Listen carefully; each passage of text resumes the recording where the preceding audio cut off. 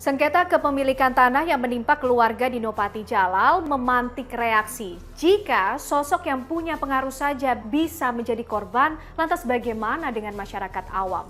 Mampukah program sertifikasi elektronik yang tengah dicanangkan pemerintah mampu mengunci rapat pintu praktik mafia tanah atau sebaliknya?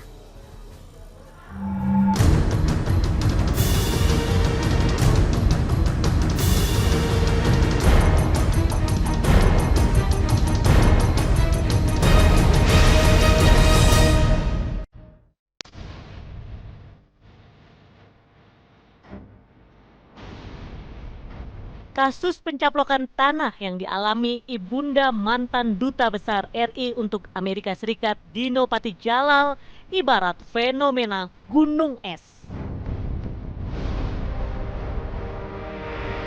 Perkara serupa memang sudah memakan banyak korban di kehidupan masyarakat sejak lama.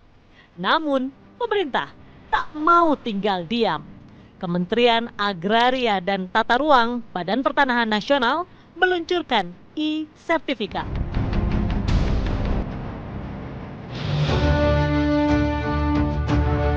Pemberlakuan sertifikat elektronik ini digadang-gadang bakal membuat para mafia tanah mati kutu.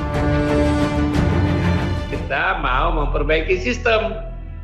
Nanti semua data kita elektronikan, kalau ada orang datang akan dicek langsung dengan sistem elektronik, ya kan? Nah, namun itu masih perlu uji coba.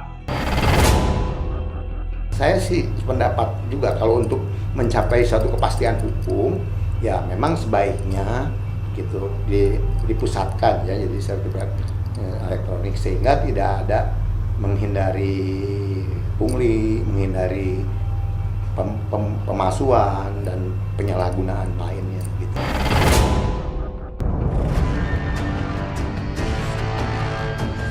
Dengan berpayung pada peraturan Menteri ATR Kepala BPN nomor 1 tahun 2021 tentang sertifikat elektronik, pemerintah akan menguji coba penerapannya secara bertahap.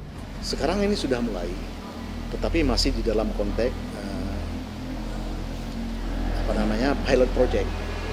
Jadi kalau pilot project ini adalah hanya di sejumlah tempat yang dianggap sudah sangat siap untuk kita lakukan, karena tidak bisa kita lakukan adalah secara serta-merta secara nasional. Jadi kita adakan ini pilot projectnya di Jakarta dan di Surabaya terlebih dahulu.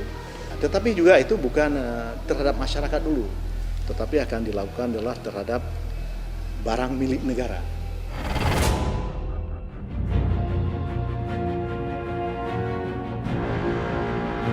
Konversi sertifikat tanah dari analog digital memang bertujuan untuk memberikan kepastian dan perlindungan hukum kepada pemilik tanah. Sengketa dan konflik pengadilan soal pertanahan pun diharapkan bisa diminimalisir bila program ini sudah dijalankan. Namun, benarkah e-sertifikat bakal efektif memberantas sindikat ini? Atau jangan-jangan justru memberi celah modus baru bagi para tikus-tikus pencaplok tanah?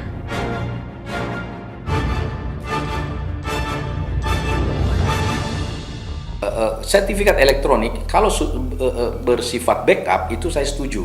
Tapi kalau misalnya diganti menjadi itu jadi pegangan, itu saya kurang sependapat karena ada dua kelemahannya. Secara teknis, apa yang tidak bisa diretas? Kalau cuma itu satu-satunya.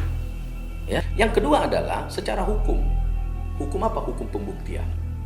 Kalau terjadi sengketa tanah, elektronik apa bisa jadi bukti? Ini Pak, saya punya sertifikat, gimana pembuktiannya? Buat kita pengembang dan untuk masyarakat sebetulnya lebih bagus karena e-sertifikat itu memberikan kemudahan-kemudahan dan pelaksanaan yang lebih praktis. Tapi yaitu jangan sampai data itu bisa bocor atau dimanfaatkan oleh pihak-pihak yang tidak berkepentingan.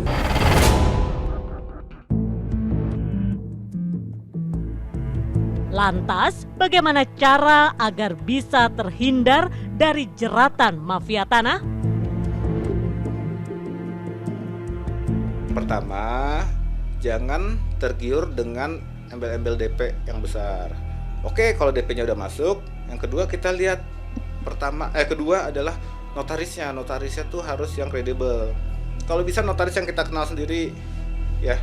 Kalau bisa jangan mau notaris dari pembeli gitu. Atau oke lah notaris pembeli, tapi kita tahu notaris ini kredibel, kantornya ada.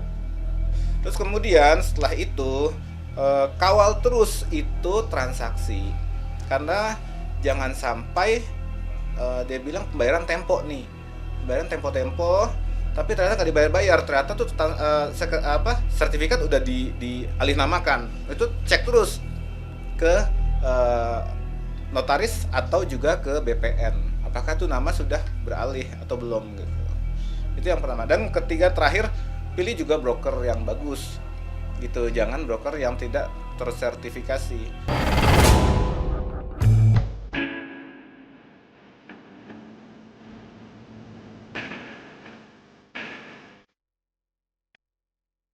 Kasus pemalsuan sertifikat tanah yang melanda keluarga Dino Patijalal membuka mata publik bahwa sindikat ini masih bergentayangan dan tak pandang bulu dalam memilih korbannya.